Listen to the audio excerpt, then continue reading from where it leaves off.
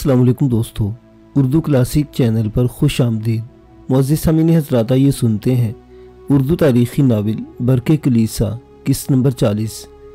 मुअज़्ज़िज़ सामीन, आपसे उम्मीद की जाती है कि वीडियो को लाइक करें और चैनल को भी सब्सक्राइब कर लें। शुक्रिया। गलीता एक रोज़ अहमद बिन सईद के घोड़े की जीन के साथ बंधी रहने वाली चमड़े की खरजीन साफ कर रही थी कि एक खरजीन को देखते ही दंग रह गई, इसलिए कि इस खरजीन के अंदर से सफ़ेद रंग का कफन निकला था। इस कफन को अपने हाथों में लेकर थोड़ी देर तक बड़े गौर से देखती रही, कुछ सोचती रही। इसका दिल भर आया, चेहरे पर तफक्कुरात, परेशानी और गमों के साए लहरा गए थे। थोड़ी देर तक वो यूं ही सोचों में गुमसुम खड़ी रही, फिर वहाँ से हटी, फिर उस जगह आई जहाँ हवेली के दूसरे हिस्से में कराकूश, इसकी बीवी मुरीना और इसके 2 बच्चे इनके साथ बैठे हुए थे। गलीता को अपनी तरफ आते देखकर कराकूश और मुरीना दोनों अपनी जगह से उठ खड़े हुए। कराकूश ने अंदाज़ा लगा लिया था कि गलीता परेशान और फिक्रमंद है। इसने ये भी देख लिया था कि इसके हाथ में वो कफन है जो अहमद बिन सईद के घोड़े की खरजीन में रहता था। करीब आकर गलीता रुकी, एक भरपूर निगाह इसने कराकूश पर डाली, फिर इसे मुखातिब किया। कराकूश मेरे भाई, मैं अहमद के घोड़े की जीन से बंधी रहने वाली खरजीन साफ कर रही थी कि एक खरजीन के अंदर से ये कफन निकला। इसे देखकर मेरी परेशानी, मेरे तफक्कुरात में इजाफा हो गया है। क्या बता सकते हैं कि कैसा कफन है, उन्होंने क्यों अपने घोड़े की खरजीन में रखा हुआ है। गलीता यहीं तक कहने पाई थी कि कराकूश ने बोलते हुए इसकी बात काट दी। गलीता मेरी बहन, तुम जानती हो, मुझे भी मालूम है कि अहमद बिन सईद को याकूब अल मंसूर ने बुलाया हुआ है। अमीर ने शायद किसी नहायत अहम काम के सिलसिले में अहमद को अपने पास तलब किया है। मेरे ख्याल में वो जल्दी लौट आएगा और ये सवाल तुम्हें अहमद से करना चाहिए। मैं इस कफन के नोयत तो जानता हूँ, पर मैं बताना पसंद नहीं करूँगा, इसलिए कि मेरी बहन, एक तो अहमद नाराज़ होगा, दूसरा तुम मज़ीद परेशान हो जाओगी। गलीता थोड़ी देर तक इंतहाई बेबसी और लाचारगी में कराकूश को देखती रही। कराकूश इसकी इस हालत को बर्दाश्त न कर सका, इसने गर्दन झुका ली थी। इस मौका पर गलीता ने फिर इसे मुखातिब किया। कराकूश मेरे भाई, आप मुझे इस कफन की नोयत बता दें। मैं आपसे वादा करती हूँ कि इसका जिक्र मैं किसी भी सूरत अहमद से नहीं करूँगी। अगर ये राज है तो मैं इस राज को अपनी ज़िंदगी के आखिरी लम्हे तक राज ही रखूँगी।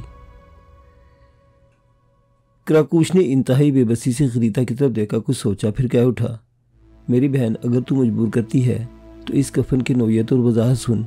दरअसल कफन अहमद फ़लस्तीन से अपने साथ लेकर आया था। ऐसा ही कफन शोबान के पास भी है, जिस फ़र्ज़ की अदायगी के लिए उन्होंने कसम खाई थी। इस कफन का ताल्लुक उस फ़र्ज़ की अदायगी से है। मेरी बहन, इससे ज़्यादा मुझसे कुछ न पूछना, मैंने तुम्हें इस कफन की वजाहत कर दी है।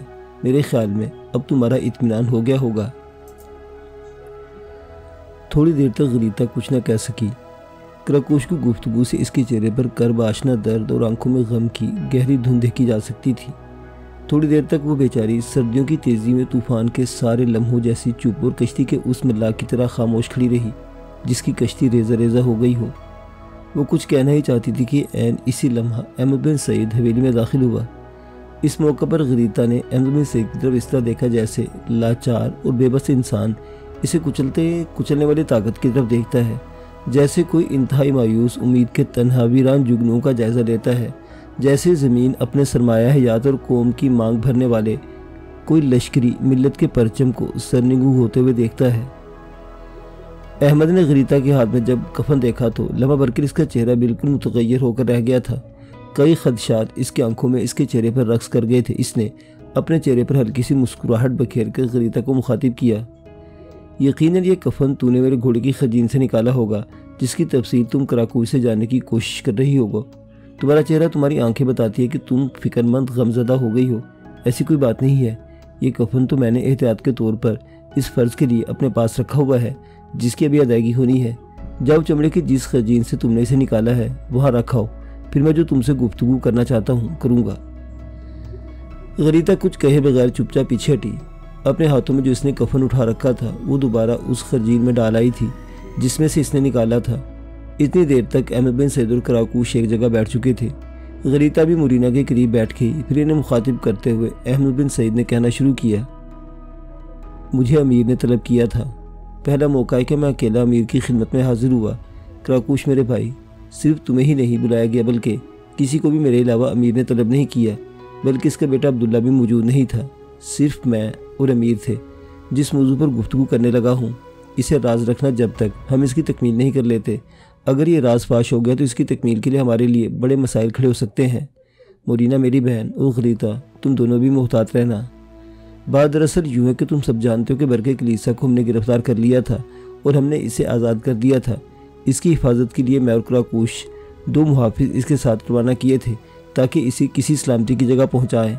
बरके कलीसा हमारे इन 2 जवानों को अपनी हदूद के अंदर ले गई। दरअसल वो इनकी खिदमत करना चाहती थी। वो हमारे सलूक से बेहद मुतासिर थी। अपनी हदूद के अंदर सफ़र करते हुए इसे रात पड़ी तो वो एक बस्ती में दाखिल हुई। बस्ती का सरदार बरके कलीसा ही नहीं, पुर्तगाल के कुमरान सैंकू का भी पुराना जाने वाला था।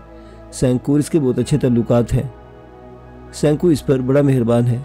बस्ती के सरदार के 2 बेटे हैं, एक का नाम बारूका और दूसरे का नाम इकार्द है। मैं बता चुका हूँ कि पुर्तगाल के हुक्मरान सैंकू का इस सरदार के यहाँ आना जाना है। सैंकू के साथ बरके कलीसा भी वहाँ आती जाती थी। लिहाजा सरदार का बड़ा बेटा बारूका बरके कलीसा को पसंद करने लगा और इस पर मरने लगा। बरके कलीसा ने इसी सरदार के यहाँ क़याम किया। इसका मकसद था कि रात में ही क़याम करेगी, अगले रोज़ फिर अपने सफ़र पर रवाना हो जाएगी। वो हमारे जवानों को अपने मरकज़ी शहर ले जाकर इन्हें इनाम और इकराम से नवाजना चाहती थी। बस्ती में क़याम के दौरान बारूका और उसका भाई इकार्द के साथ गुफ्तगू करते बरके कलीसा ने वो सारे हालात कह सुनाए जो उसे पेश आए थे। किस तरह जंग में वो हमारे साथ लगी, हमने इसे गिरफ्तार करके कैद में डाल दिया, फिर हावर्थ इसे ले भागा, इसकी इज्जत लूटना चाहिए, हमने इसे बचाया, फिर 2 मुहाफिजों के साथ रवाना कर दिया। इसने पूरे हालात तफसील से बताने के बाद एक मज़ीद गलती की। वो ये कि दौरान गुफ्तगू इसने नसरानियत के ख़िलाफ़ बोलना शुरू किया और मुसलमानों के अखलाक और उनके किरदार की तारीफ़ की और इन पर यह भी जाहिर किया कि मेरा दिल करता है कि नसरानियत छोड़कर वो इस्लाम कबूल कर ले। दोनों भाइयों को बरके कलीसा की इस गुफ्तगू पर बड़ा गुस्सा आया। इसके ख्यालात को उन्होंने पसंद नहीं किया। इसके इन्हीं ख्यालात को बारूका ने इसके लिए धमकी के तौर पर इस्तेमाल करने का इरादा जाहिर किया और बरके कलीसा से कहा कि वो इसके इन ख्यालात को इसके चचा सैंकू तक पहुंचा देगा और सैंकू इसका जो हशर करेगा वो दुनिया देखेगी। जो शख्स ये इत्तलात लेकर आया है, इसका कहना है कि बरके कलीसा पर इस धमकी का कोई असर ना हुआ। वो कहने वाले का कहना है कि बरके कलीसा ने यह बात कोई सती तौर पर नहीं की थी, बल्कि वो दिल से इस्लाम की तरफ राग़िब हो चुकी थी। जो मुहाफिज हमने इसके साथ रवाना किए थे, इन्हें अपने मरकज़ी शहर ले जाकर खूब नवाजना चाहती थी। फिर अपनी ज़रूरत का सारा सामान लेकर वो इन्हीं मुहाफिजों के साथ या तो हमारी हिफाजत में आना चाहती थी या किसी और महफूज मुकाम की तरफ निकल जाना चाहती थी। पर बुरा हो बारूका का रात के वक्त बारूका ने अपने भाई इकार्द की मदद से बरके कलीसा को बेआबरू करना चाहा। बरके कलीसा ने जहाँ शब बसर करनी थी वहाँ हमारे मुहाफिजों को भी अपने साथ ले गई। हमारे मुहाफिज बरके कलीसा की हिफाजत पर तन गए। बारूका और इकार्द के कुछ मुहाफिज आ गए। कुछ देर तक हमारे दोनों जवानों ने बारूका, इकार्द और उनके आदमी को रोके रखा। उस वक्त बरके कलीसा ने फ़ायदा उठाया। जिसने क़याम कर रखा था वहाँ से निकली, अस्तबल की तरफ गई और घोड़े पर सवार होकर न जाने किधर निकल गई। जहाँ तक हमारे दोनों जवानों का ताल्लुक़ है, इन दोनों को बारूका और इकार्द और इनके मुहाफिजों ने कत्ल कर दिया। जिसने ये खबर याकूब अल मंसूर को पहुँचाई, इसका कहना है कि वहाँ से भागकर बरके कलीसा अपने मरकज़ी शहर अपने चचा के पास नहीं गई, वो कहीं और ही गई है। कहाँ गई है इसका अभी तक किसी को इल्म नहीं है। ये भी बताया गया कि बारूका और इकार्द दोनों भाई रात की तारीकी में बरके कलीसा का ताक़ुब किया। वो इसे पकड़ना चाहते थे पर बरके कलीसा भागने में कामयाब हो गई। ये वो राज है जो मैं तुमसे कहना चाहता हूँ। अब इसका रद्दअमल हमारी तरफ से क्या होगा वो भी मैं तुमसे कहता हूँ। अहमद बिन सईद जब खामोश हुआ तो कराकूश बोल पड़ा, अहमद मेरे भाई, कबल इसके कि आप अपनी बात मुकम्मल करें, आप मेरे एक सवाल का जवाब दें। इसके बाद आपने जो कुछ कहना है कहिए। पहले ये बताइए कि जो हालात आपने बरके कलीसा और अपने दोनों जवानों के बताए हैं, इसकी इत्तला किसने दी? अहमद बिन सईद चेहरे से किसी किस्म के जज्बात का इजहार न किया। वो बिल्कुल संजीदा था। बस एक लम्हा के लिए इसने कराकूश की तरफ देखा। इसके बाद कहना शुरू किया, कराकूश मेरे भाई, ये इत्तलात हमारे भाई शोबान के एक मुखबर ने अमीर याकूब तक पहुँचाई है। ये मुखबर थोड़ी देर पहले ही अमीर की खिदमत में हाजिर हुआ था और इसके यहाँ आने की थोड़ी ही देर बाद अमीर ने मुझे तलब कर लिया। अब मैं तुमसे ये कहूँगा कि इस खबर के रद्दअमल में अमीर याकूब और मैंने क्या फ़ैसला किया है। जो कुछ मैं कहने लगा हूँ, इससे पहले मैं तुम पर यह भी वाज़ेह कर दूँ कि थोड़ी देर पहले अमीर याकूब अल मंसूर ने सुलैम बिन तरीक और इसकी बीवी और ससुर को शलब की तरफ रवाना कर दिया है। हस्बे साबिक सुलैम बिन तरीक वहाँ का किलादार होगा।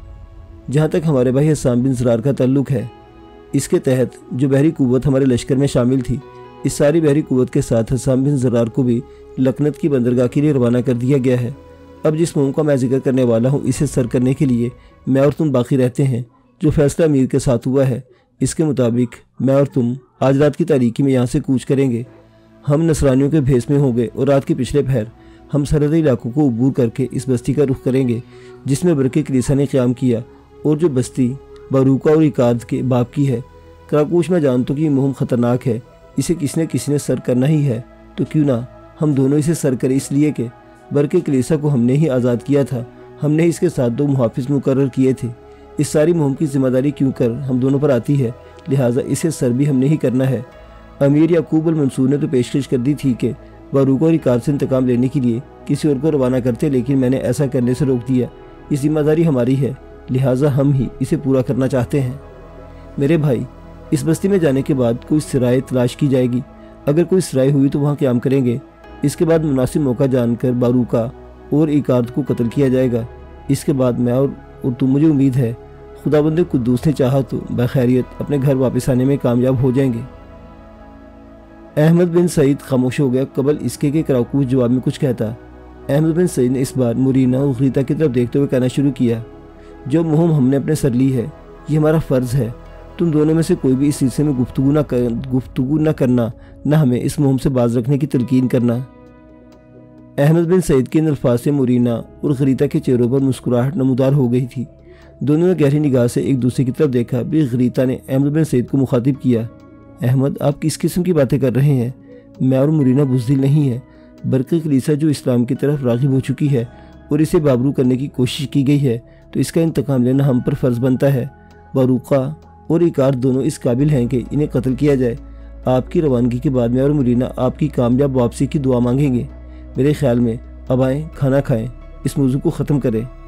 गरीता की इन अल्फाज से अहमद बिन सईद और कराकूश दोनों खुश हो गए थे। चारों खाने के लिए उठ के उसी रोज़ रात के पिछले हिस्से में अहमद बिन सईद और कराकूश अपनी मुहिम पर रवाना हो गए थे। मुअज़्ज़िज़ सामीन हज़रात, ये दास्तान अभी तक जारी है। बकिया वाक़यात अगली किस्त में देखते रहिए। उर्दू क्लासिक। अल्लाह हाफिज़।